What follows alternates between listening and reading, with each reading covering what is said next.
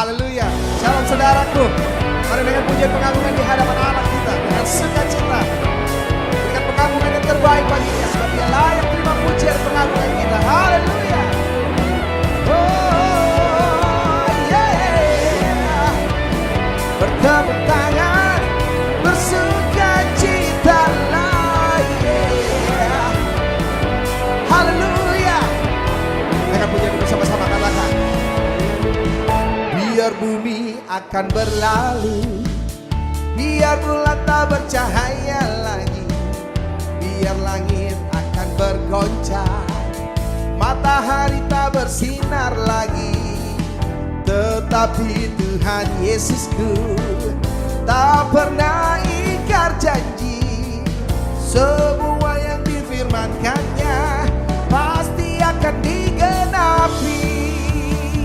Biar bumi akan berlalu, biar bulan tak bercahaya lagi, biar langit akan bergoncang, matahari tak bersinar. Sudah izinkan bagi hidup kita, baik suka maupun duka, tapi tetap ada kekuatan dan pengharapan hanya pada Tuhan. Amin. Kita mau mulai ibadah kita mau tundukkan kepala, kita mau berdoa.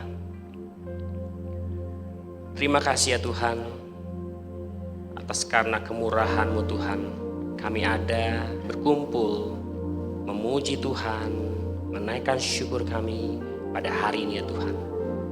Dari begitu banyak yang Tuhan sudah berikan bagi kami, keadaan yang kami bawa pada pagi hari ini Tuhan. Tapi kami percaya tetap ada sukacita Tuhan, ada pengharapan di dalam Tuhan dimanapun kami berada, di saat kita dan kami ya Tuhan berseru kepadamu Tuhan. Semua hanya karena anugerah Tuhan. Kami ada sebagaimana kami ada hari ini. Semua hanya kebaikan Tuhan. Haleluya. Amin. Sembah dan puji beri katamu. Sembah dan puji beri katamu. Kau yang layak disembah. Sembah dan puji beri katamu. Yesus Tuhan adalah Raja. Sembah dan puji beri katamu. Sembah dan puji beri katamu. Sembah dan puji beri katamu. Yesus Tuhan adalah Raja. Sembah dan puji Kau. Sembah dan puji beri katamu. Sembah dan puji beri katamu. Sembah dan puji beri katamu. Yesus Tuhan adalah Raja. Sembah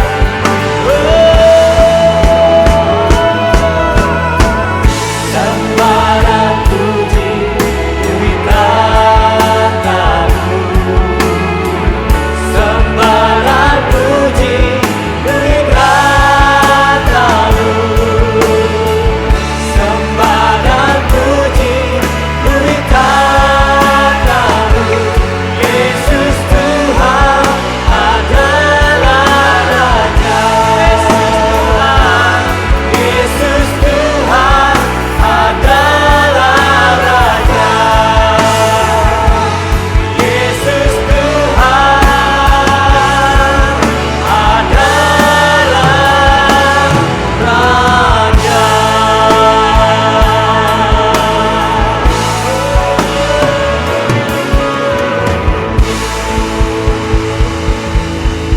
Makasih ya Tuhan, Kau yang layak disembah, Kau yang layak dipuji. Terpujilah namamu ya Tuhan, kami siap memujimu lebih dan lebih lagi. Hanya di dalam nama Yesus Kristus Allah kami yang hidup. Yang siap memuji Tuhan, sama-sama katakan amin. Haleluya, kita beri kemuliaan bagi Tuhan kita. Haleluya. Siap bersorak-sorai bagi Tuhan? Sebelum kita lanjut, coba disapa dulu kiri kanan depan belakang. Kasih salam. Selamat pagi, shalom, haleluya. Hanya Tuhan yang menjadi kekuatan bagi kita. Bersyukurlah dalam segala hal. Segala puji syukur hanya bagi Dia. Haleluya.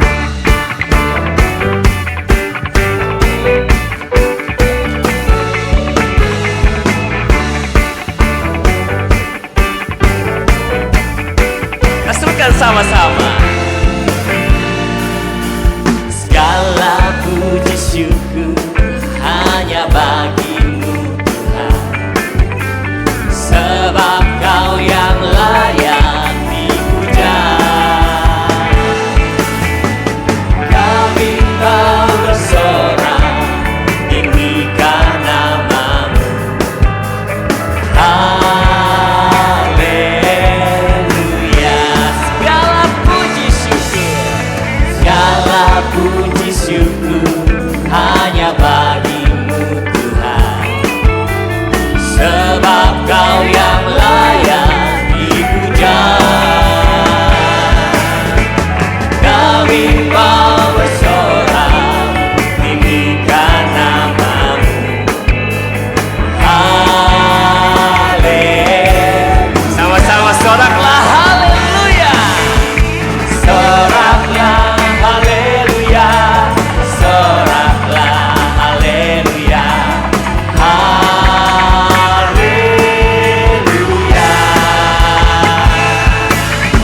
Soraklah haleluya. Soraklah haleluya. Haleluya. Haleluya. Serukan sekali lagi. Segala puji syukur hanya bagi-Mu Tuhan. Segala puji syukur hanya bagi-Mu Tuhan, sebab Kau yang layak dipuja. Kami mau bersorak tinggikan nama-Mu. Haleluya. Sama-sama serukan soraklah haleluya. Soraklah haleluya. Soraklah haleluya. Haleluya.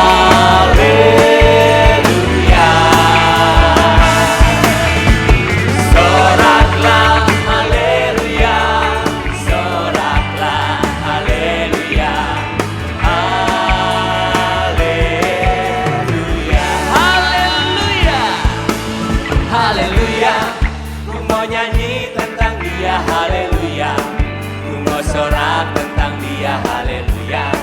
Ku tak dapat hidup tanpa Dia. Sekarang ku adalah ciptaan baru, dan ku hidup dalam keselamatan yang tak ada kutu mengikat ku puji. Haleluya. Haleluya. Ku mau nyanyi tentang Dia, haleluya. Ku mau sorak tentang Dia, haleluya. Ku tak dapat hidup tanpa Dia. Sekarang ku adalah ciptaan baru, dan ku hidup dalam keselamatan yang tak ada kutu mengikat ku puji. Soraklah haleluya. Soraklah haleluya. Soraklah haleluya. Haleluya.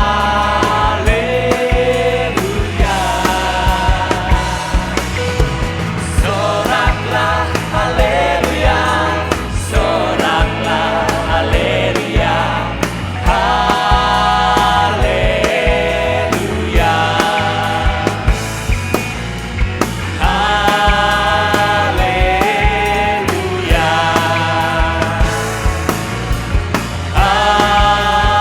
Haleluya. Amin. Beri kemuliaan bagi Tuhan kita. Haleluya. Kasih Allah tak berkesudahan bagi kita. Amin. Kita mau tetap bersorak-sorai bagi Tuhan kita. Kita mau bertepuk tangan buat Dia. Haleluya.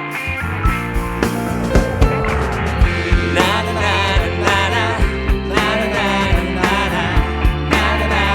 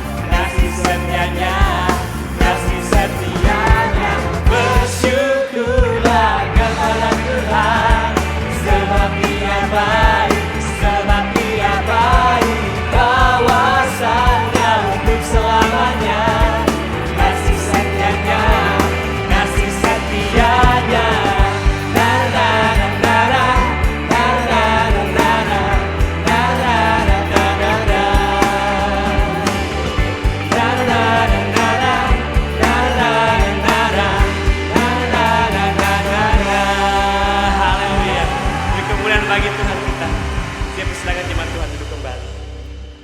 Terima kasih ya Tuhan, kami bersyukur punya Tuhan seperti Engkau. Tuhan yang memberikan kami kekuatan, Tuhan yang menebus kami dari dosa. Kami rindu ya Tuhan, sebagai umat yang sudah ditebus oleh-Mu Tuhan. Kami rindu untuk terus belajar, untuk serupa dengan-Mu. Walau tidak mudah Tuhan, tapi kami tahu ada Roh Kudus, ada anugerah Tuhan yang menguatkan kami. Kiranya pada hari ini Tuhan kami bisa belajar, untuk kami mau mengerti apa yang menjadi Engkau, apa yang menjadi yang Kau ingini, bukan apa yang menjadi kami ingini. Berikan kami kekuatan, tolong kami Tuhan untuk kami bisa mengerti itu semua. Terima kasih ya Bapa.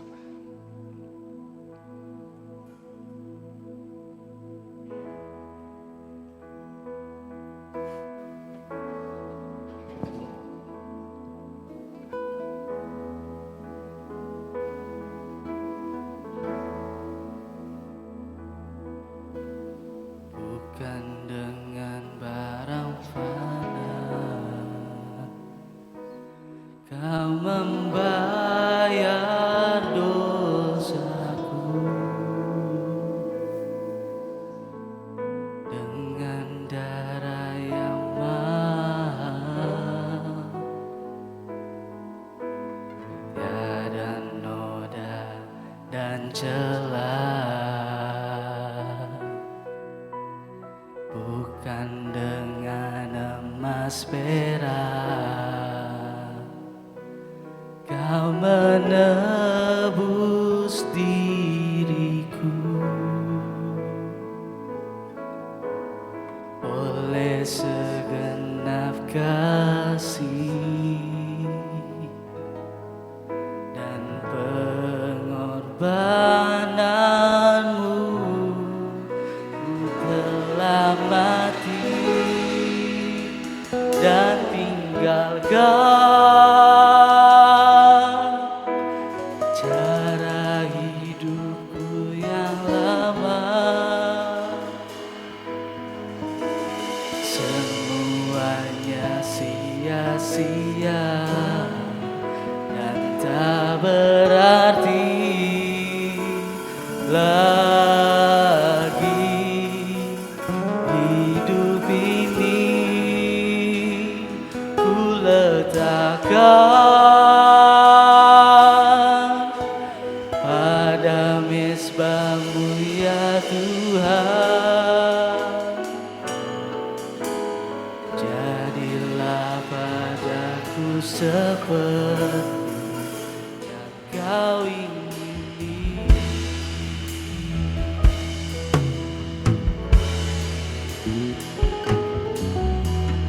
Bukan dengan barang fana Kau membayar dosaku, dengan darah yang mahal, tiada noda dan celah. Bukan dengan emas perak Kau menebus diriku, oleh segenap kasih dan pengorbananmu.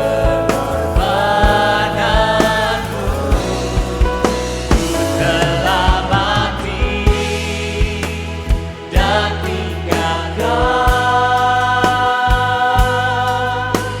cara hidupku yang lama. Semuanya sia-sia dan tak berarti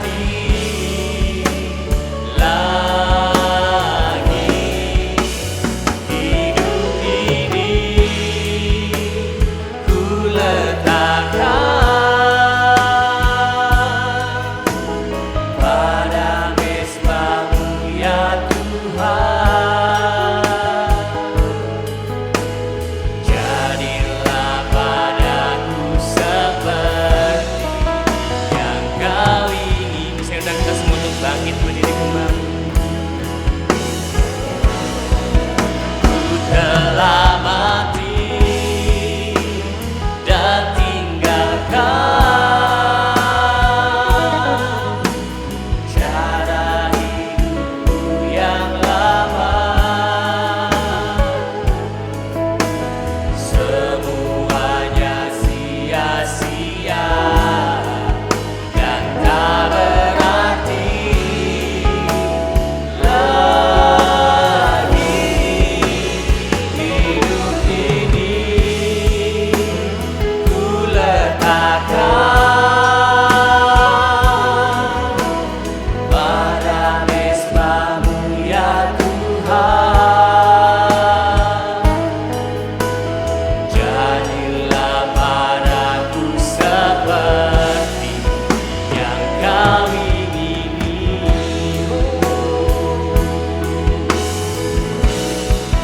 Ku telah mati dan tinggalkan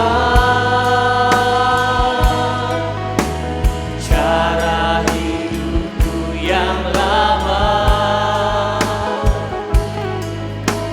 Semuanya sia-sia dan tak berarti lagi. Hidup ini ku letakkan pada mesbah-Mu ya Tuhan. Jadilah padaku seperti yang Kau ingini. Jadilah Tuhan. Jadilah padaku seperti yang Kau ingini. Jadilah Tuhan. Jadilah padaku seperti yang Kau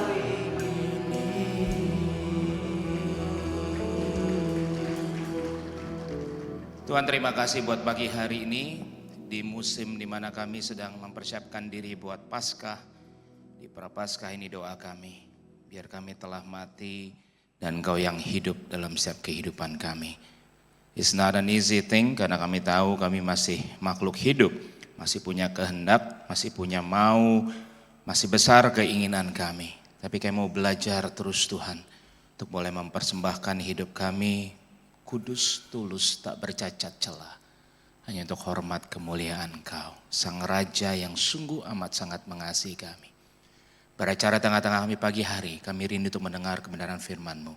Di dalam nama Tuhan Yesus kami berdoa, kami mengucap syukur. Amin. Amin. Silakan duduk Bapak Ibu. Feels like home, gitu ya. Sini lagi kembali. Terima kasih sekali lagi kesempatannya Pak Susandi, Bu Siska, Om dan semua pimpinan untuk boleh memberikan kesempatan, memberikan apa yang saya percaya Tuhan gerakkan buat setiap kita untuk bisa belajar dan bertumbuh lebih lagi. Tadi lagu tadi itu berat ya sebenarnya benar. Saya tadi pas nyanyi gitu ya, beneran nih kita udah mati.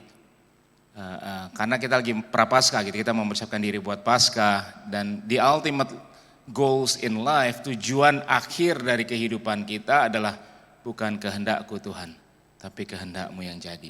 Benar-benar. Benar ya, Yesus aja nyontoin kan di Getsemani itu doa dia, Tuhan bukan lagi kehendak. Bisa nggak? Bisa, Tuhan sanggup, Tuhan mampu.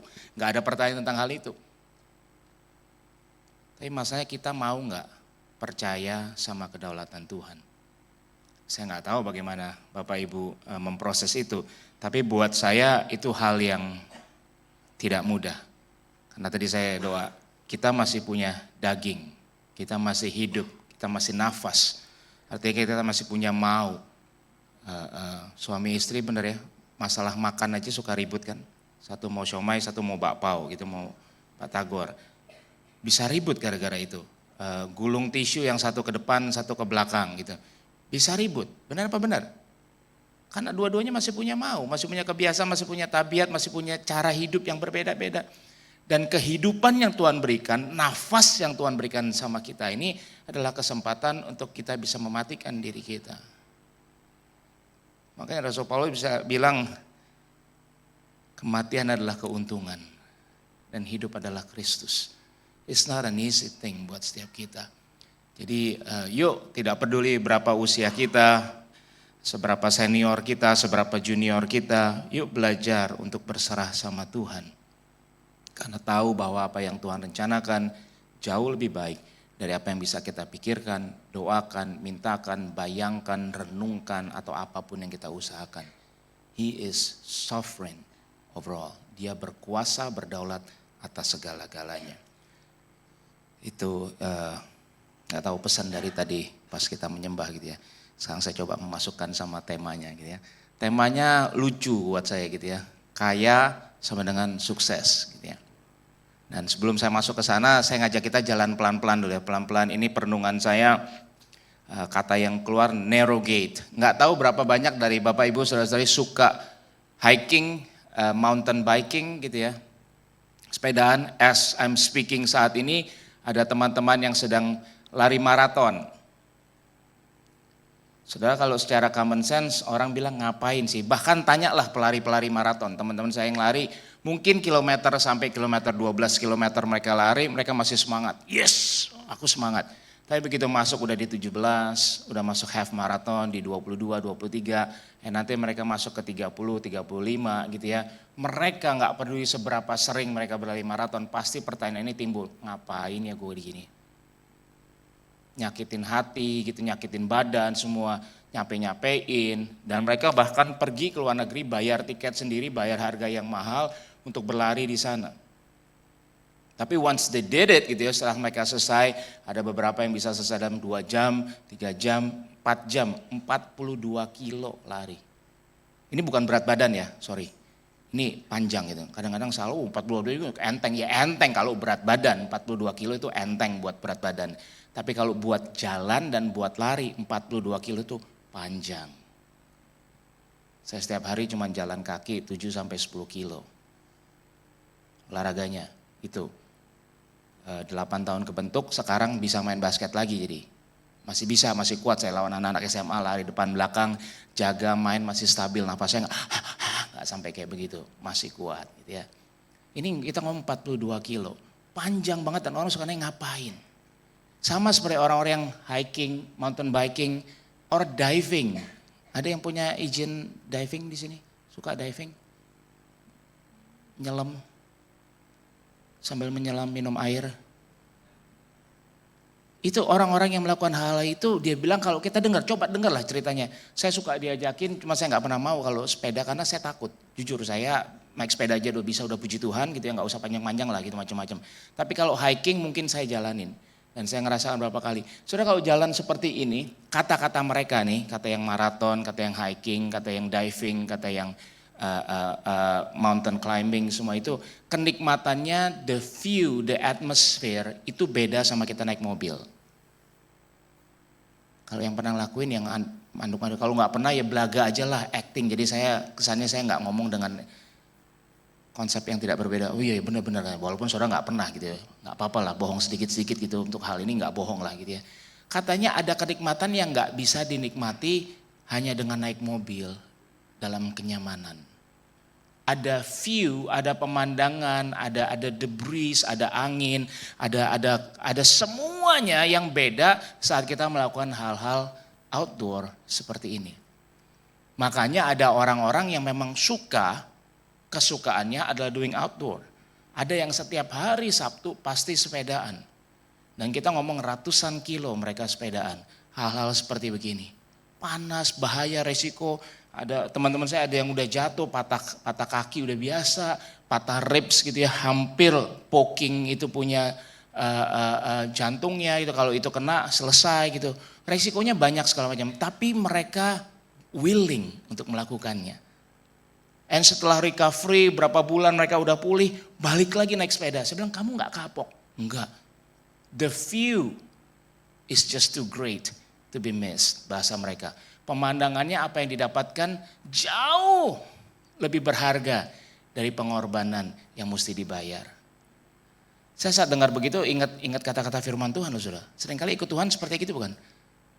Roma 8 katakan ujian apapun, pencobaan apapun yang kita alami saat ini tidak sebanding dengan reward yang Tuhan siapkan buat setiap kita. Dan seringkali kita mau rewardnya, kita mau hadiahnya, kita mau the view-nya, tapi kita nggak mau bayar harganya. Jadi sebelum kita masuk ke tema kita kaya sama dengan sukses, hal yang penting untuk kita telaah adalah definisinya apa. Kalau saya boleh nanya, kaya itu apa? Saudara punya rumah, itu kaya. Saudara punya mobil, itu kaya. Saudara punya uang, itu sama dengan kaya. Pertanyaannya, berapa uang yang saudara mau? Kalau kita jujur saat ini kita vote semua kita punya uang, benar? Benar nggak? Punya dong, 500 perak, 1000 perak itu punya uang. Nah kenapa kita nggak bisa bilang ke diri kita kaya? Nah definisi seperti itu yang bingung. Sukses, apa itu sukses? Setelah kita accumulate, setelah kita punya segala-galanya.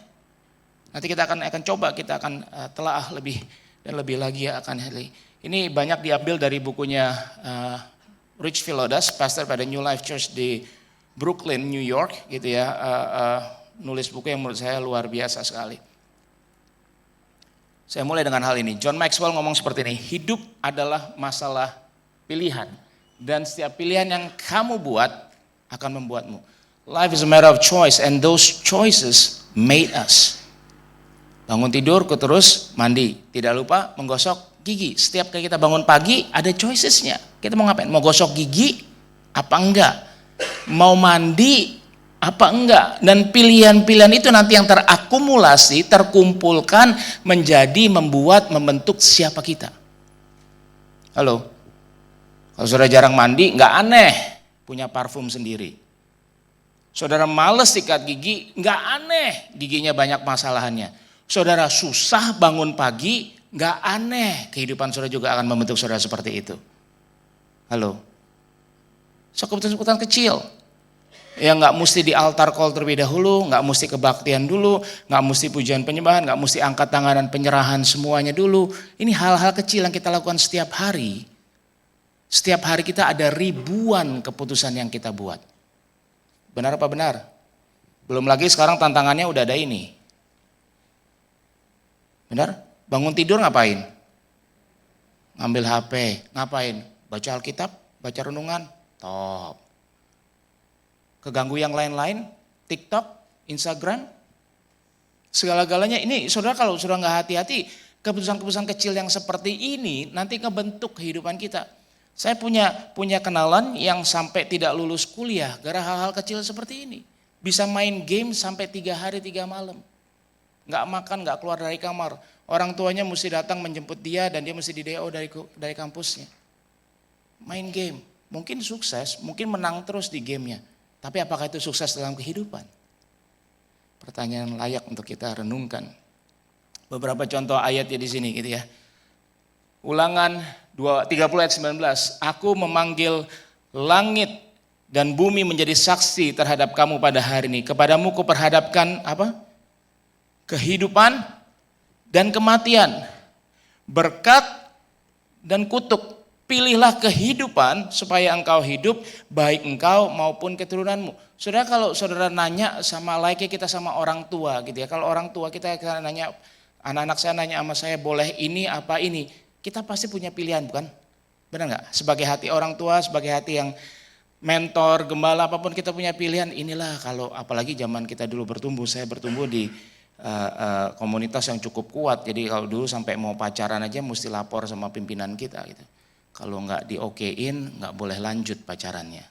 Jadi sebelum ngapa-ngapain, sebelum nembak orangnya mesti ngomong dulu sama sesepuh-sesepuh yang ada di gereja. Itu berdoanya lebih sungguh-sungguh saudara. Karena benar-benar mesti meyakinkan mereka dulu dapat oke baru bisa jalan gitu ya. Yang bertumbuh di zaman-zaman itu ngertilah movement yang sedang terlaksana pada waktu itu gitu ya. Menurut saya itu praktek yang sehat dalam koridor yang tepat gitu ya. Nah saat kita nanya boleh apa enggak, pasti punya pilihan. Kalau anak saya tiba-tiba jam 2 pagi, Papa, Dad, lapar, aku mau makan nih, boleh nggak makan Indomie? Kira-kira jawabannya apa? Ya boleh juga kalau lapar, tapi ada opsi yang lain. Dan kita suka bahasanya mengarahkan opsi kita ke pilihan yang lebih baik buat anak-anak kita. Benar apa benar? Jadi jarang dikasih netral. Contoh kita ambil. Saat Adam dan Hawa diciptakan di taman gitu semuanya, yang nggak boleh berapa pohon jangan disentuh. Dibanding sama apa yang boleh, banyakan yang mana? Banyakan yang boleh dibanding yang nggak boleh kan? Itu sebenarnya kalau udah dibilang pengalihan isu, udah dialihin isunya. Cuman dasarnya manusia sukanya justru yang minoritas bahkan dikenceng-kencengin. Benar? Ini kalau saudara baca gini, saudara nggak perlu berapa tahun PhD, saudara nggak perlu berapa tahun udah dibaptis, segala macam, udah nggak pertama kali ke gereja. Kalau kira-kira saudara dapat ayat gini dari Tuhan, saudara pilih apa? Saudara nggak kenal Tuhan siapa, saudara nggak kenal itu ayat, cuma tiba-tiba Pastor Sandi lah, tiba-tiba, gue kasih lu pilihan nih, hidup dan mati, berkat dan kutuk. Saudara mau, tunggu pastor saya butuh doa puasa dulu 40 hari, nanti pasca saya kasih kabar gitu. Butuh begitu? It's a common sense kan, kalau dikasih ini milihnya apa? Pasti hidup. Kalau dikasih berkat sama kutuk milihnya apa? Ya pasti berkat lah. Enggak, gue mau anti, gue memang agak lain, gue cari kutuk aja gitu. Ada yang mau kayak begitu? Jarang saudara. Ini kalau mau kita deal sama Tuhan, kalau kita benar-benar hati kita mau terkoneksi sama Tuhan, ini cara kerja Tuhan. Pasti kita diarahkan sama hal-hal yang jauh lebih enak. Cuman, makanya tadi doa saya saat kita mulai, peperangan paling besar dalam kehidupan kita adalah siapa yang menjadi Tuhan atas hidup kita. Kita suka sok keminter, bahasanya orang Jawa. Kita suka sok kaya, sok kuat, sok berkuasa. Kita mau menggantikan Tuhan supaya diri kita jadi Tuhan. Sehingga saat dikasih pilihan gini, udah tahu yang bagus mana, kita dengan sengaja. Enggak, gue mau coba yang ini. Gue bisa kok, gue bisa ngalahin kutuk. Gue bisa endure kematian. Mungkin kita nggak berani ngomong seperti itu, tapi sikap kita terlihat hal-hal seperti ini. Jadi apa yang udah enak-enak disiapin sama Tuhan, kita mencoba jadi hal-hal yang berbeda. Dan kalau tidak hati-hati, apa yang jadi minoritas, apa yang menjadi sepertinya special case dalam hal sebelumnya, itu menjadi norma. Saya kasih contoh. Kalau di yang familiar sama Gading Serpong, di depan kompleks kami begitu keluar ada bundaran gitu ya, seberangnya McDonald's. Dan itu orang suka begitu keluar kompleks langsung ngambil garis lurus untuk mutar balik ke arah mall, ke arah SMS. Dan itu membahayakan traffic. Kita udah bilang sama developer, kita udah tambahin pembatas jalannya sehingga orang nggak bisa nyebrang, orang mesti belok kiri. Tetap aja harus dilawan. Itu hal simple. Berapa banyak dari kehidupan kita mungkin bilangnya pertama yakin kita buru-buru nih, jalanan kosong, gak ada siapa-siapa, udahlah lawan, itu special case. Saudara benar-benar gak tahan, mesti gitu, ya kosong mungkin dengan segala macam pertimbangan, sudah doa puasa, segala macam, Tuhan mimpin saudara untuk melawan arus, itu mungkin special case. Tapi bisakah itu menjadi satu gaya hidup yang orang lain tiru? Itu jadi pertanyaan yang berbahaya sekali. Dan kalau tidak hati-hati sekarang saudara kemana-mana, banyak sekali orang yang melawan arus. Gak cuma di depan kompleks saya. Benar apa benar? Dengan segala pertimbangan mereka. Apa yang tadinya mestinya tidak boleh, sekarang di-embrace jadi suatu kebiasaan yang it's okay. Everybody is doing it. Setiap orang lakuin kok, gak kenapa-napa. Benar apa benar? Bayangkan, sekarang kita bingung gak yang benar yang mana, yang salah yang mana? Bingung karena setiap orang lakuin. Pajak, ini bulan-bulan mau pajak kan, mana ada sih orang Indonesia yang ngelapor pajak semua jujur, semua juga main, udahlah Tuhan juga tahu. Yang mestinya special case, jadi semuanya jadi bingung. Mau ditarik lebih ekstrim lagi. Pasangan. Sekarang udah terlalu biasa perceraian. Dulu, zaman saya bertumbuh gitu, 80, 90 itu kalau dengar cerai kayaknya bingung banget. Sekarang everybody is doing it, santai. Bahkan ada yang hitungannya jam, gak nyampe tahun, gak nyampe hari, gak nyampe bulan. Jam udah bercerai. Itu masih kurang luar biasa lagi. Sekarang pasangannya nggak perlu lawan jenis, sejenis. Ini kalau kita nggak hati-hati, itu yang kita hadapi di dunia luar kita. Mungkin di gedung gereja kita mencoba untuk tidak face that issue. Tapi begitu kita keluar dari tempat ini, everybody is doing it. SD sudah mulai pacaran, SMP sudah mulai suka sejenis, saudara. Berbahaya sekali. Dan kalau kita nggak hati-hati, kita cuma nengoknya kiri kanan dan mata kita tidak tertuju sama kebenaran firman Tuhan, kita keikut dengan mereka. Perlahan-lahan mulai ada masuk dalam telinga kita. It's okay, everybody's doing it. Nggak ada yang sempurna, kesempurnaan hanya milik Tuhan.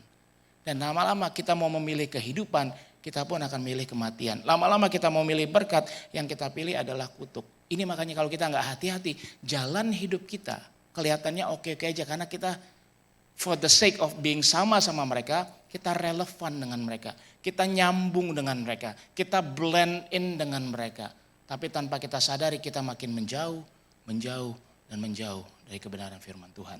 Berbahaya karena Yesaya 55 ayat 8 sampai 9 katakan, sebab rancanganku bukanlah rancanganmu dan jalanmu bukanlah jalanku, demikianlah firman Tuhan. Ngomongin seperti tingginya langit dari bumi, demikianlah tingginya jalanku dari jalanmu dan rancanganku dari jalanmu. Kalau simple dikatakan kehendak manusia sama kehendak Tuhan seringkali selalu bertolak belakang. Dan kalau kita tidak diperbaharui, Roma 12 makanya dikatakan diperbaharui, berubahlah, bertobatlah, being transformed. Artinya kita tinggalkan kemanusiaan kita ambil keilahiannya Tuhan sehingga kita bisa menjadi satu. Di Roma 12 makanya dijelaskan sehingga kamu bisa membedakan mana kehendak Bapa yang baik dan yang berkenan. Somehow ada proses dari apa yang kita mau menjadi apa yang Tuhan mau. Makanya kalau dibilang kehidupan kekristenan kita mestinya nanjak, naik. Amsal katakan seperti matahari sampai pada titik tengahnya. Naik terus saudara. Artinya apa? Kita tinggalkan, jangan pikir hal-hal yang duniawi, jangan pikir hal-hal yang di bawah saja. Tapi mulailah pikirkan hal-hal yang di atas. Itu sebuah proses. Dan kalau kita nggak hati-hati, kita nggak mau ke sini, kita dwells, kita tinggal, linger di sini. Pikiran kita udah 40 tahun, 50 tahun, 60 tahun, 70 tahun ke gereja. Nggak bosen apa pasca Natal,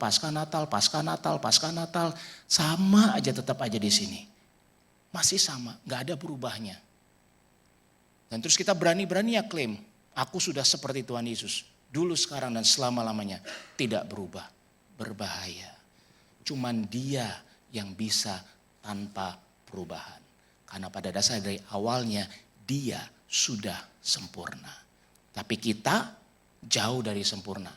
Kita butuh proses untuk diperbaharui, untuk diubahkan menjadi lebih hari, jadi lebih sempurna di hadapan Tuhan. Yang percaya katakan amin. Kita mulai masuk sebentar ya. Introduction-nya aja udah habis waktu saya gitu ya. Ini narrow gate diambil dari Matius 5 sampai 7, khotbah Tuhan Yesus di bukit, Sermon on the Mount, the Beatitudes gitu ya. Enggak akan saya exegete panjang-panjang, saya akan coba ngambil sekelupasnya supaya semua kita bisa mendapatkan sesuatu. Matius 7 katakan the gate to destructions is big. Jalan yang menuju kebinasaan itu besar, tapi jalan yang menuju kehidupan itu sempit, susah, kecil. Dan seringkali kalau kita mau coba cari nyaman, kita hanya ikut-ikutan orang lain. Tapi padahal sebenarnya justru di dalam ketidaknyamanan itu ada proses yang berharga dalam kehidupan kita. Ini dalam Alkitab mudah dibaca ngomong seperti ini. Engkau bisa masuk ke dalam hidup yang benar hanya melalui pintu yang sempit. Pintu menuju kebinasaan sangatlah lebar dan banyak orang pergi dari situ. Tetapi pintu menuju hidup yang benar sangatlah sempit dan jalannya susah. Hanya sedikit orang yang dapat menemukannya. Jadi jangan cepat-cepat, ikut Tuhan enak-enak. Hati-hati saudara. Karena kualitas yang luar biasa pasti harganya gak murah. Benar? Sudah mau beli apapun. Mau beli dari sepatu, jam tangan, tas, mobil. Kualitasnya luar biasa, harganya pun luar biasa. Jangan puas dengan semua ke-KW-KW-an. Yang penting mereknya sama, tampang depannya sama, harganya murah. Hati-hati saudara. Kalau kita nggak hati-hati itu yang kita ambil, kita adopsi kekristenan kita juga seperti itu. Udahlah yang penting KTP saya Kristen, Yang penting Paskah saya ditemukan di gedung gereja. Natal yang penting saya masih makan babi. Yang penting saya masih katakan shalom, puji Tuhan, haleluya, amin. Hati-hati saudara, jangan jadi Kristen KW. Jangan-jangan kita nggak layak disebut Kristen. Kalau semua barang-barang bermerek ada quality controlnya saudara. Ada QC-nya. Nggak bisa dicap merek itu kalau itu nggak cocok masuk di situ. Benar? Yang production line tahu itu semua. Sama dengan kita. Jangan-jangan kita mungkin nggak masuk kategori yang disebut dengan firman Tuhan sebagai orang Kristen. Karena hidup kita nggak ada bedanya. Hati-hati sekali. Saya bukan ngajak kita untuk saling menghakimi. Saya mengajak setiap kita untuk saling introspeksi diri. Termasuk diri saya. Saya mungkin orang boleh kenal sebagai pendeta. Tapi di mata Tuhan, Tuhan kenal nggak sama saya? Buat apa dikenal sama jutaan ribu orang? Apalagi saya kenalnya cuma sosial media doang gitu ya. Ada teman saya nge-post postingan orang lain yang teman saya juga. Terus saya bilang, lu tahu orang itu? Enggak, gue cuma follow account-nya. Saat gue follow dia pasti komen. Jadi gue jadi orangnya baik banget. Enggak kenal aja, belaga kenal saudara gitu ya. Di sosialnya. Benar ya? Banyak yang SKSD seperti itu kan. Jangan-jangan hubungan kita sama Tuhan gimana gitu. Hey God gitu. Kelihatannya kenal sama Tuhan tapi kita nggak tahu sama saya. Beda loh saudara, orang yang tahu sama yang kenal beda kedalamannya. Orang yang kenal tahu segala-galanya. Sukanya apa, nggak sukanya apa, maunya apa, semua. Pertanyaan kita tahu nggak sukanya Tuhan itu apa? Maunya Tuhan itu apa? Nyenengin hati Tuhan nggak? Apa jangan-jangan kita make Tuhan hanya untuk menyenangkan hati kita? Ujung-ujungnya followers of Jesus are on a straight and narrow road. Anak-anak Tuhan yang mau mengikuti kehendak Tuhan, jalannya tuh seringkali sempit dan susah berliku-liku dan seringkali nggak cuma nyinggung, offense itu menyakiti orang lain. Apa yang kita kerjakan seringkali ngeresein orang-orang sekitar kita. Lu ngapain sih mesti begitu? Saudara pernah kayak gitu? Lagi ngumpul, udah pada lapar, mau makan, tunggu kita berdoa dulu. Ngapain sih berdoa? Tuhan juga tahu kita lapar. Itu hal yang kecil. Nanti makin gede, ngapain lu jujur-jujur, ngapain? Saudara terus ada bisnis, ngumpul sama-sama sama teman segala macam, ngapain setia sama pasangan kita, semua orang juga nyobain yang lain selingkuh. Nah kalau kita nggak hati-hati saudara, begitu kita mau take a stand, no, aku mau berjalan dalam kebenaran. Ini kita nggak cuma nyakitin, nggak cuma nyinggung, tapi nyebelin buat orang-orang sekitar kita. Siap nggak kita melakukan hal itu? Jangan-jangan itu prioritas hidup kita. Yang penting nyenengin orang lain. Yang penting apa yang dipandang orang lain. Karena kalau nggak hati-hati nanti definisi kaya sama sukses kita masuknya di situ saudara. Kita nggak tahu diri kita di mana. Yang penting pencitraan kita di depan orang kelihatannya kita made it. Kelihatannya kita there. Kita kelihatannya punya. Padahal itu semua kita nggak punya. Pleasing God separates you from the world. Menyenangkan hati Tuhan memisahkan kita dari dunia kita. Sudah siap belum kita dipisahkan? The road path is heavily traveled. Jalan yang besar, yang lebar itu pasti rame. Tapi kalau kita memilih untuk di jalan yang sempit, ini kata-kata yang dalam. Seringkali satu-satunya orang yang kita temui, yang kita jumpai di dalam jalan yang sempit dan berliku-liku yang susah itu hanyalah pribadi Tuhan Yesus. Saat kita mau coba ikut Tuhan, saudara nengok kiri kanan, kok semua gak kayak gitu ya? Cuman gua doang nih. Siap gak kita jalan bersama dengan Yesus? Makanya kalau ada lukisan, saudara lihat lukisan namanya footprints. Jejak kakinya gak banyak di pantai itu, di pasir itu.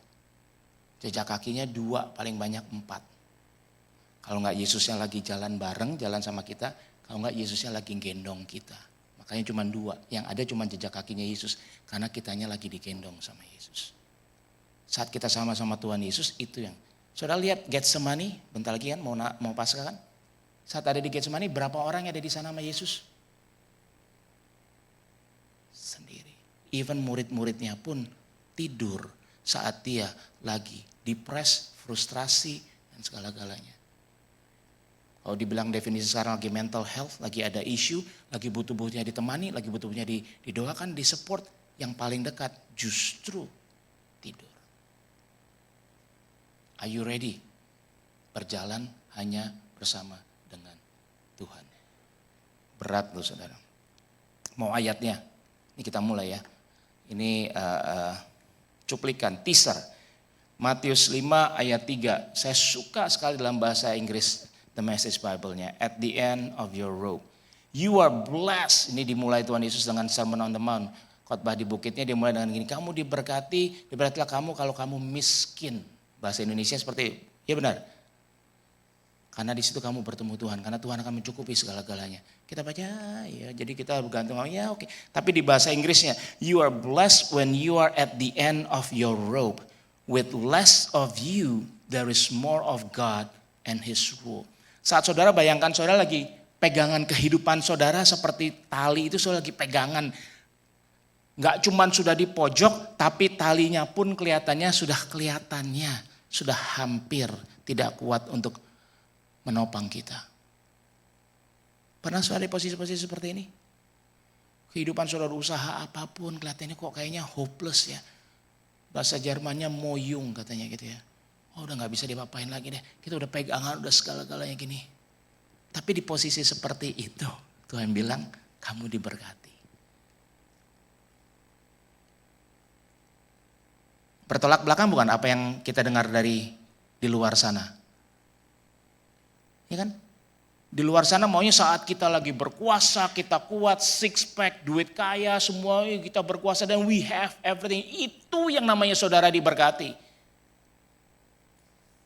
Tapi definisinya Tuhan, kita diberkati. Justru saat kita sedang benar-benar holding on for our life, sedang bertahan, berjuang demi kehidupan kita. Kita gak tahu bakal kita make it apa enggak. Ini Jumat, presentasi saya sampai saya rubah gara-gara saya ngobrol sama orang ini. Saya post di Instagram saya, ngobrol santai-santai. Karena saya seberapa tahun pun saya sudah berkhotbah, kalau saudara perhatikan setiap kali mau naik ke sini saya pasti grogi, saudara. Dan seringkali saya kamar kecil dulu, takut grogi. Karena Tuhan, kau cuma ngomong doang, Tuhan kepikiran saya istilah, ini nyambung gak sama Tuhan? Terus saya kemarin Jumat ngobrol sama seorang pilot. Enak banget ngobrol santai karena anak-anak habis ada acara pameran seni, recital, ngambil nilai ujian. Dia salah satu orang tua daripada teman daripada anak saya. Terus Pak gimana gini, oh ya udah berapa tahun pilot gitu. Terus pertanyaan simpel saya, Pak saya kan kalau jadi penumpang tiap kali naik pesawat pasti grogi ya. Atau Bapak Ibu gimana? Grogi ya kalau naik pesawat kesannya kayaknya pasti ada gemetarnya dikit gitu. Seberapa saudara sudah sering terbang gitu ya, pasti ada gemetarnya karena kita mau gak mau mesti bergantung sama orang lain. Benar ya? Kita takut tuh Pak, Bapak kalau udah puluhan tahun, udah senior sebagai pilot seperti ini, masih ada rasa takut apa enggak? Jawaban dia seperti ini, sesuatu yang sangat menakutkan kalau kita sudah tidak takut lagi. Karena banyak dari kecelakaan pesawat bukan karena kesalahan apa-apa, tapi kesalahan orangnya, kesalahan pilotnya. Yang kenapa? Karena dia over confidence. Dia terlalu percaya sama diri dia sampai diremehin, dikecilin. Saya sambil dia ngomong gitu sampai semua merinding seperti kayak Tuhan sedang nampar saya. Saudara kita hidup di dunia yang semua menawarkan, ayo jangan perlu takut lagi. Melakukan ini maka kamu gak perlu takut lagi. Kalau kamu punya stabilitas dalam keuangan, kamu gak perlu takut lagi masa depan seperti apa, stok seperti apa, ekonomi kamu akan terus naik dan gak akan pernah turun. Pakai ayat lagi saudara jualannya sekarang gitu ya, kalau gak hati-hati. Semua orang menawarkan kehidupan yang bebas dari rasa ketakutan. Bebas dari ketergantungan. Sudah hidup di dunia yang sama gak? Benar gak seperti ini? Yang sudah temui Wan? Di mana-mana. Bergantung aja sama karir kita, sama kesuksesan kita, sama kemampuan kita, kekuatan kita. Maka we'll be okay. Tapi di tengah-tengah semua itu tiba-tiba Tuhan ngomong ini. Begitu dia ngomong itu saya diingetin langsung ayat ini. Ini bahasa Indonesia masa kini ya terjemahannya. Berbahagialah orang yang merasa tidak berdaya dan hanya bergantung kepada Tuhan saja. Mereka adalah anggota umat Allah. Justru kita diberkati, justru kita akan sangat kaya, justru kita sangat sukses saat kita tidak berdaya dan bergantung hanya kepada Tuhan saja. Kata miskin bukan cuma bilang tentang keuangan kita, tapi ketidakmampuan kita, keterbatasan kita. Seberapa kita sadar, seberapa kuatnya kita, seberapa pintarnya kita, seberapa berkuasanya kita, seberapa kita sadar sih bahwa kita ini sebenarnya lemah. Saya diingatkan tadi pagi tiba-tiba ada teman yang kau bisa dibilang kaya, saudara. Sampai berapa turunan nggak mungkin habis duitnya kalau kita ngomong definisi kaya dengan keuangan gitu. Dia bisa ngomong, "Tok, kalau bisa saya tuker semuanya asal anak saya sembuh, saya oke. Saya nggak punya uang, nggak punya segala-galanya, nggak punya mobil, nggak punya orang, nggak apa-apa, asal anak saya sembuh." Anaknya masih muda, masih meninggal karena penyakit. Dalam proses semuanya dibilang, aku bisa trade Tuhan, kalau bisa tukar tambah, kalau tukar rugi juga gak apa-apalah. Aku rugi segala-galanya, yang penting anakku sembuh. So pertanyaan saya, itukah kaya? Dalam mata definisi kita, punya uang sekali. Jangan hati-hati kita keselimur dengan satu sisi. Seringkali kita melihat sesuatu hanya satu sisi, satu angle. Padahal ada angle-angle yang lain. Ada 360, ada 360 derajat yang kita mau lihat. Definisi kita apa? Jangan cuma punya uang, salah gak punya uang? Gak salah. Tapi kalau segala-galanya yang saudara kerjakan hanya demi uang, Amsal 23 ayat 4 sampai 5. Yuk kita baca ya sebentar. Saya tiba-tiba diingatkan ini. Amsal 23 ayat 4 sampai 5. Gak ada di slide saya karena saya baru diingatkan ini.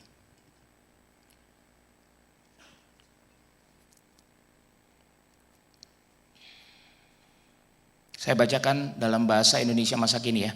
Amsal 23 ayat 4 sampai 5. Janganlah bersusah payah untuk menjadi kaya. Batalkanlah niatmu ini, sebab dalam sekejap saja hartamu bisa lenyap, seolah-olah ia bersayap dan terbang ke angkasa seperti burung Raja Wali. Kalau saya gambarkan seringkali apa yang kita lihat ini seperti kalau saudara lagi jalan di tol, kalau sudah di luar negeri gitu sering gitu di US, di Eropa. Sudah lagi jalan, terus di depan kelihatannya ada kayak a pond of water, a pool of water, ada genangan air.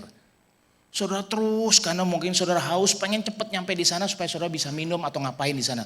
Tapi semakin saudara jalan itu nggak pernah ada airnya. Itu yang namanya fata morgana. Dan kalau kita nggak hati-hati kehidupan kita seperti itu. Chasing the wind, saudara bahasanya. Mengejar angin yang gak akan pernah saudara bisa tangkap. Saudara mau usaha apapun, pengen kaya, saudara kejar habis-habisan, gak pernah bisa nyampe di sana. Saya punya teman-teman terlalu banyak kalau saya ceritakan gitu ya. Yang udah puluhan tahun berjalan sama udah diingetin, gak apa-apa tuh, yang penting gue kaya dulu, nanti kalau gue kaya semuanya oke. Akhirnya sambil mengejar yang namanya kekayaan ini, dia kehilangan segala-galanya. Keluarganya hilang, bisnisnya pun sekarang sedang di ujung tombak yang akan hilang dari dia juga. Padahal dia ngejar pengen kaya. Hati-hati, saya udah bilang hati-hati, jangan kejarlah hal-hal yang tepat, saudara. Carilah hal yang tepat, kalau enggak saudara akan berantakan. Saya tutup dengan 3 poin ini yuk, secara singkat coba. Coba check point. Dalam kehidupan kita, apakah kita jalan di jalan yang lebar atau di jalan yang sempit. Kita berjalan di jalan yang lebar kalau ada 3 hal ini. Yang pertama, kita percaya Tuhan hanya peduli dengan tampak keluar kita, bukan hati kita. Kita percaya aktivitas kita lebih penting dibanding motivasi kehidupan kita.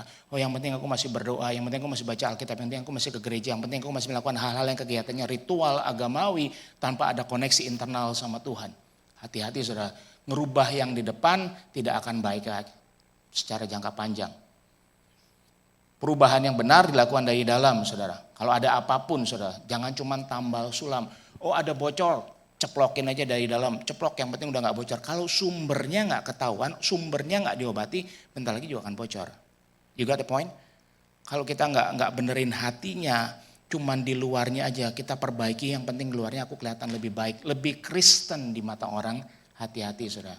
Mungkin dalamnya kita belum ada transformasi. Yang kedua, definisi sukses. Kita ada superficial visions of what the good life is atau sukses. Definisi sukses kita tidak tepat sesuai dengan apa yang firman Tuhan katakan. Dan yang ketiga, kerohanian kita hanyalah individualistik. Kita sama Tuhan. Kalau kita nggak hati-hati, banyak anak-anak sekarang ini yang penting kan gue sama Tuhan oke-oke aja. Gimana kita tahu kita oke apa enggak? Nanti kita akan coba lihat sama-sama gimana kita tahu benar-benar kita oke enggak sama Tuhannya. Yang pertama coba kita bahas secara singkat. Moralisme, modifikasi tindakan dan perilaku tanpa perubahan hati dan hidup tidak membawa kita kemana-mana.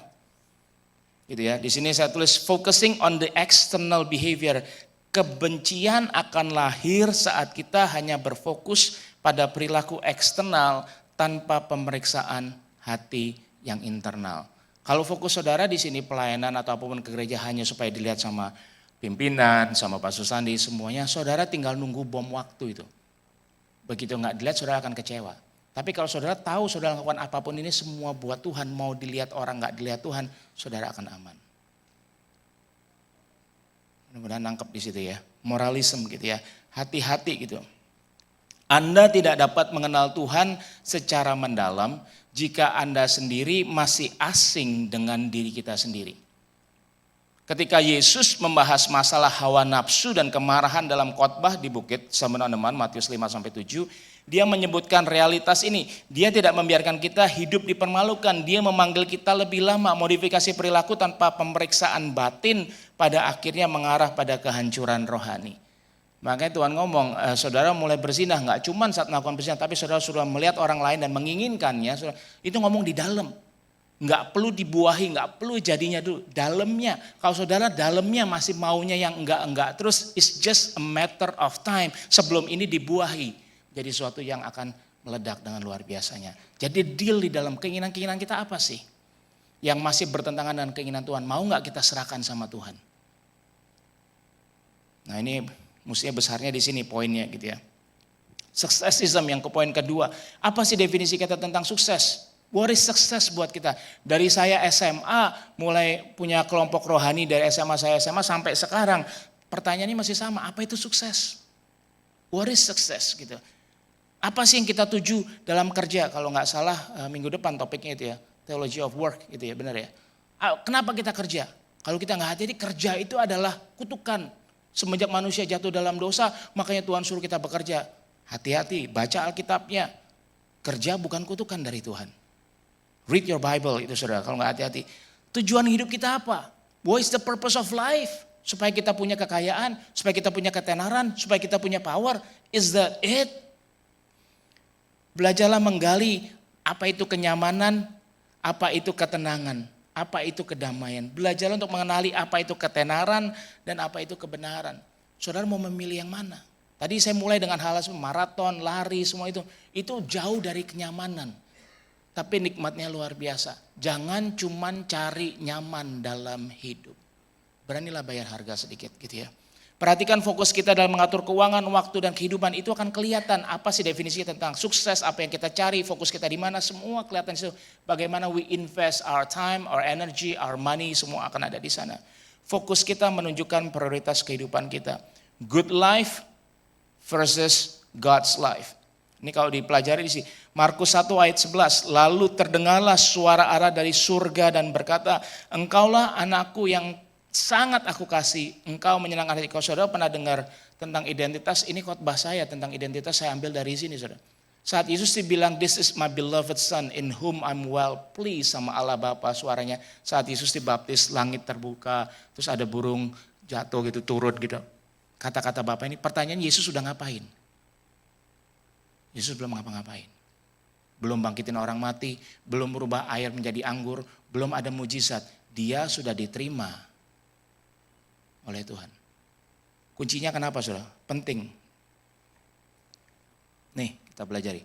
Segera setelah Yesus dibaptis, di mana Bapa menerima dan menegaskan identitas Tuhan Yesus, Yesus memasuki padang gurun untuk ngapain?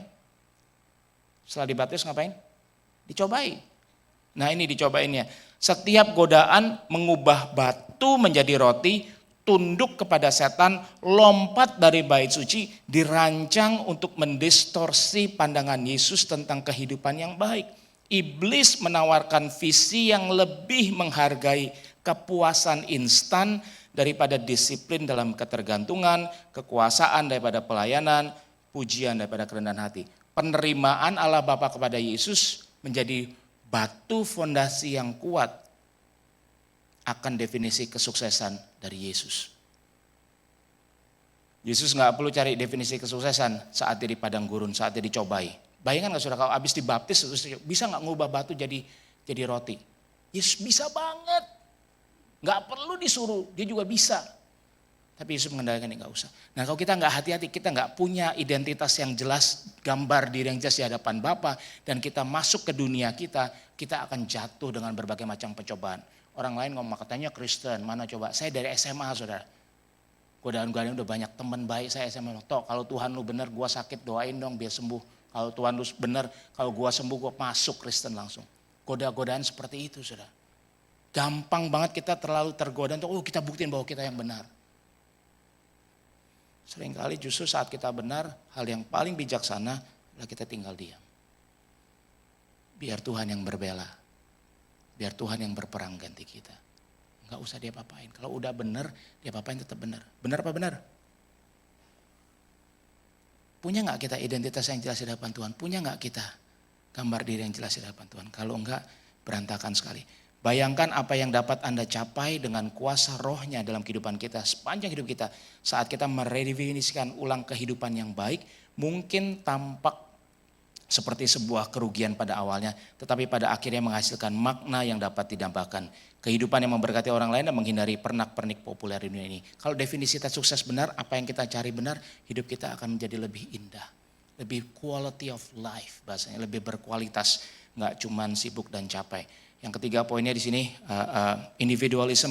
Kekristenan kita nggak cuman kita sama Tuhan gitu ya. Saudara kalau perlu hati-hati, kasih di sini saya ayatnya. Kasih kita kepada sesama, terutama sesama yang sangat berbeda dengan kita, adalah bukti kasih kita kepada Tuhan. Teologi kita betapapun baiknya menjadi tidak relevan dan bersifat penyembahan berhala jika tidak digunakan untuk melayani dan mengasihi Tuhan dengan sama. Hubungan kita sama Tuhan akan merubah gambar diri kita, cara kita memandang diri kita, dan akan merubah bagaimana kita berkoneksi, berelasi dengan sekitar kita. Makanya kasihlah Tuhan Allahmu, baru yang kedua kasihlah sesama manusia seperti engkau mengasihi dirimu sendiri. Ini kekristenan pada dasarnya, intinya saat kita berhubungan sama Tuhan kita disadarkan kita ini gak bisa apa-apa. Kita sungguh amat sangat butuh Tuhan. Dan saat kita datang dengan kerendahan hati yang seperti itu, kita akan melihat sekitar kita pun juga dengan rendah hati. Kita nggak menginjak-injak mereka supaya kita lebih tinggi dari mereka. Kita nggak perlu minder karena mereka kelihatannya lebih jadi, lebih sukses, lebih berharga. Enggak, kita semua sama. Bisa berdiri dengan tenang. Bersama-sama di dalam keberagaman kita. Saya berdoa hal yang singkat ini bisa jadi berkat bagi kita semua. Saya tutup di poin ini. Cara kita mengasihi orang lain adalah cara kita mengasihi Tuhan. Inilah salah satunya alasan mengapa banyak orang meninggalkan gereja. Iman yang mengaku mengasihi Tuhan tetapi memperlakukan orang lain dengan buruk adalah lelucon. Bukti apakah karakter kita dibentuk oleh Yesus ditemukan saat kita penuh dengan kualitas kasih kita terhadap sesama. I hope it's a blessing buat setiap kita. Yuk saya berdoa biar setiap kita mau discover the beauty beneath the surface. Belajar kita menyelam bersama-sama dalam kebesaran anugerah karya Tuhan dalam kehidupan kita. Coba hidup seturut dengan kehendak Tuhan. Dan saudara akan lihat cara saudara berpikir mulai beda. Kemauan saudara mulai beda. Tindakan keputusan saudara mulai beda. Langkah yang saudara ambil mulai berbeda. Dan kemanapun kita pergi, kita boleh menyenangkan hati Tuhan. Tundukkan kepala, yuk kita berdoa. Bapak terima kasih buat pagi hari ini. Seringkali kebenaran firman-Mu tidak saja sulit untuk kami aplikasikan, tapi bahkan untuk kami terima itu tidak mudah karena bertentangan dengan apa yang kami dengar setiap hari, bertentangan dengan apa yang kami pikirkan setiap hari seringkali. Bahkan tadi kami sudah ingatkan bahwa jalan Tuhan beda banget dengan jalan kami, setinggi langit dari bumi, semikian bedanya rancangan-Mu dan rancangan kami. Doa kami di masa Prapaskah ini Tuhan, biar kami juga boleh dibentuk menjadi semakin serupa seperti Engkau. Sehingga tidak lagi terlalu banyak apa yang kami mau, tapi kami mulai memberikan ruangan untuk apa yang Tuhan mau dalam kehidupan kami. Lahirlah gak cuma sebagai bayi dalam kehidupan kami, tapi bertahta dan berkuasalah bahkan menjadi Tuhan dan Raja atas hidup kami. Ini doa kami Tuhan. Pagi hari bantu kami. Mungkin banyak dari kami yang masih meredefinisi apa itu kesuksesan, apa itu kekayaan. Bantu kami untuk menjalani dengan benar dengan seturut kehendak firman-Mu Tuhan. Apa sih sebenarnya tujuan hidup kami? Kenapa kami mesti kerja? Apa yang membangkitkan semangat kami setiap pagi kami bangun tidur? What drives us? What motivates us? Apa yang memotivasi kami untuk kami hidup setiap hari? Biar kami bisa jujur di hadapan Tuhan. Kalau ada yang tidak tepat, ada yang kurang berkenan, biar di situ saat pelurusannya bersama dengan Engkau Tuhan. Biar Kau temukan hidup kami sejalan, seturut dengan kehendak dan rencana-Mu. Ini doa kami. Berkati jemaat-Mu tempat ini, Pastor Sandi, Siska, Om, semua keluarga besar, semua pengurus pimpinan dan keluarga besar jemaat di tempat ini. Biar kami bertumbuh lebih lagi. Kami tidak lagi hanya mencari kenyamanan dalam kehidupan, tapi kami mau belajar untuk hidup dalam kebenaran firman Tuhan. Di dalam nama Tuhan Yesus kami berdoa, kami bersyukur. Amin.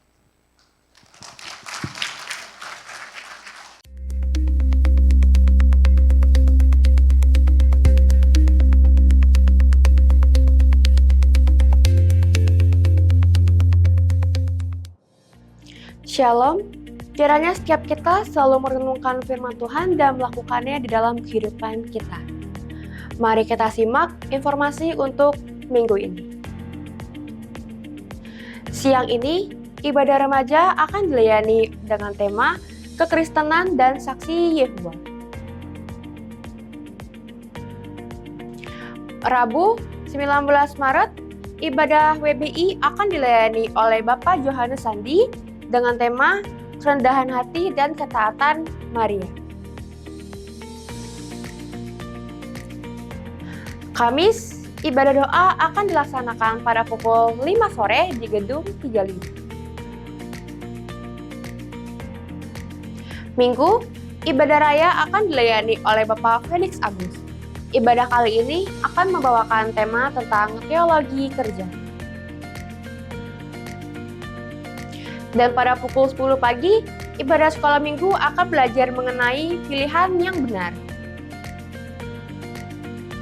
Disusul pada pukul 12 siang, ibadah remaja akan dilayani oleh Bapak Felix Agus dengan tema Iman versus Mamun. Demikian informasi untuk minggu ini. Mari terus menjadi saksi Kristus. Happy Sunday! Antara kita punya definisi berkat yang beda-beda ya. Tapi kalau Bapak Ibu yang mungkin masih ingat, saya punya kesaksian memiliki seorang anak yang memiliki penyakit langka. Buat saya itu hati yang damai sejahtera sukacita itu berkat yang besar banget. Karena buat saya itu mahal banget. Untuk menghadapi itu semua, ada hati yang sukacita, damai sejahtera itu buat saya mahal sekali. Mungkin di antara kita punya keadaan masing-masing yang Tuhan izinkan pada setiap kita. Tapi dari itu semua kita belajar untuk terus hidup kita tertuju kepada Tuhan, apapun yang Tuhan beri kepada kita. Amin. Saya mengucapkan terima kasih kepada Bapak Julianto atas kebenaran firman yang dibawakan. Kiranya Tuhan memberkati pelayanan Bapak dimanapun berada. Kami juga mengucapkan selamat datang bagi jemaat Tuhan yang mungkin baru pertama kali hadir di tempat ini dan kiranya belum memiliki gereja tetap, bisa mengikuti ibadah ini setiap hari Minggu jam 8 pagi ataupun ibadah-ibadah lain di tempat ini. Oke, hari ini kita mau memberikan persembahan. Persembahan dilakukan 2 kali. Buat jemaat Tuhan yang mengikuti ibadah ini secara online bisa memberikan persembahan melalui scan barcode ataupun rekening gereja kita yang tertera pada layar. Sebelum kita memberikan persembahan, kita mau masuk di dalam doa.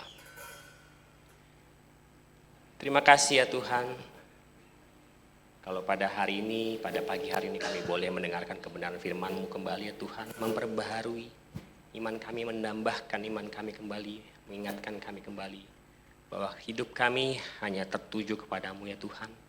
Bukan apa yang kami ingini, bukan apa yang kami punya, tapi kami tahu semua hanya karena kemurahan Tuhan.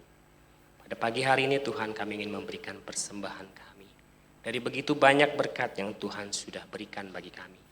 Dan kiranya apa yang bisa kami beri pada hari ini ya Tuhan, semuanya hanya untuk pelayanan-Mu di tempat ini, dan kiranya semuanya untuk hormat kemuliaan Tuhan. Terima kasih ya Tuhan, kami siap memberi hanya di dalam nama Tuhan Yesus. Kami sudah berdoa. Amin.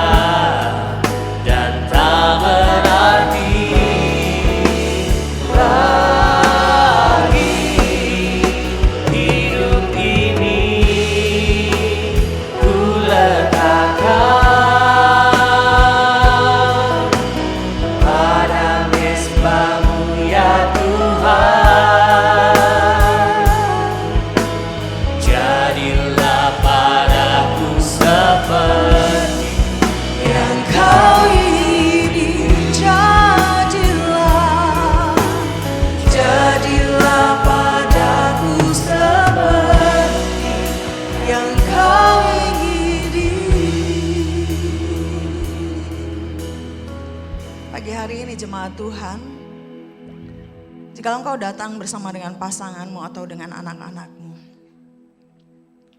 biarlah setiap keluarga boleh bersepakat sehati di hadapan Tuhan untuk menentukan hari ini kemanakah arah tujuan hidupmu dan keluargamu.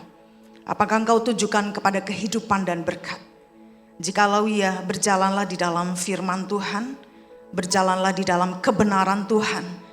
Yang seringkali mungkin tantangannya adalah kebenaran Tuhan bertolak belakang dengan apa yang dunia ajarkan.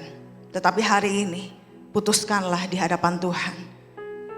Akan kemanakah hidupmu engkau bawa?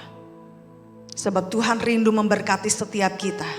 Jikalau kita berjalan di dalam ketetapannya, taat kepada kehendaknya.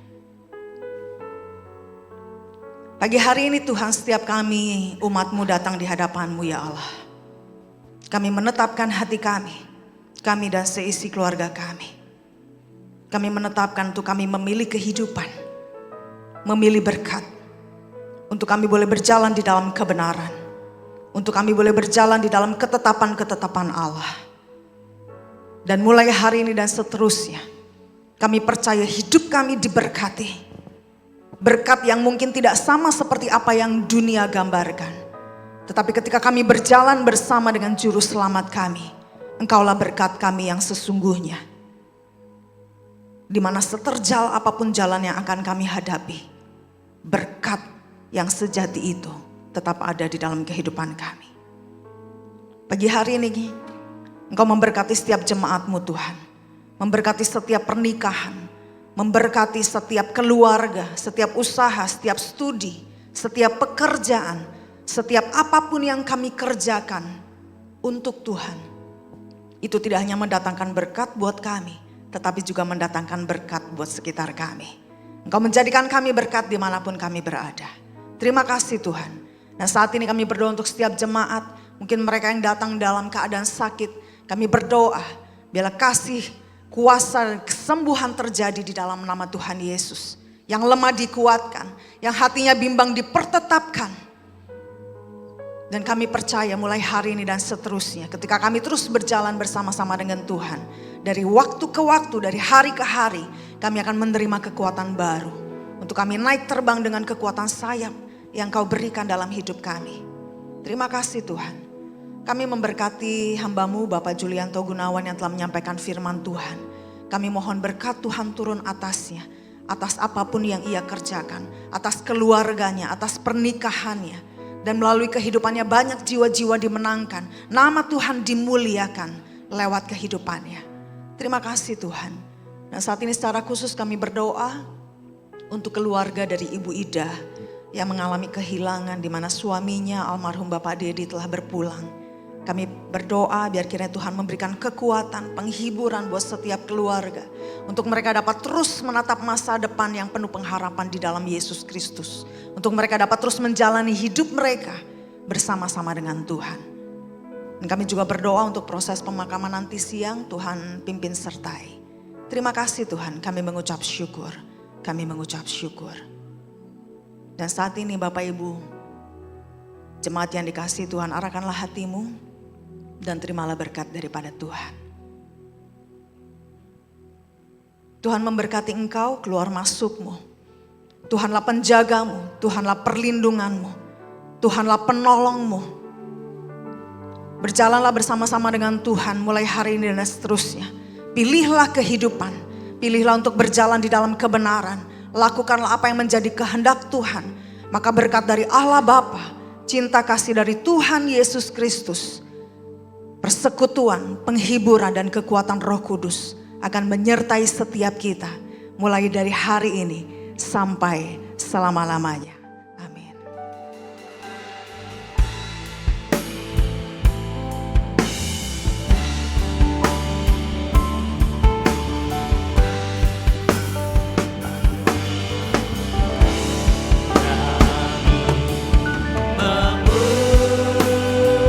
Memuji kebesaran-Mu.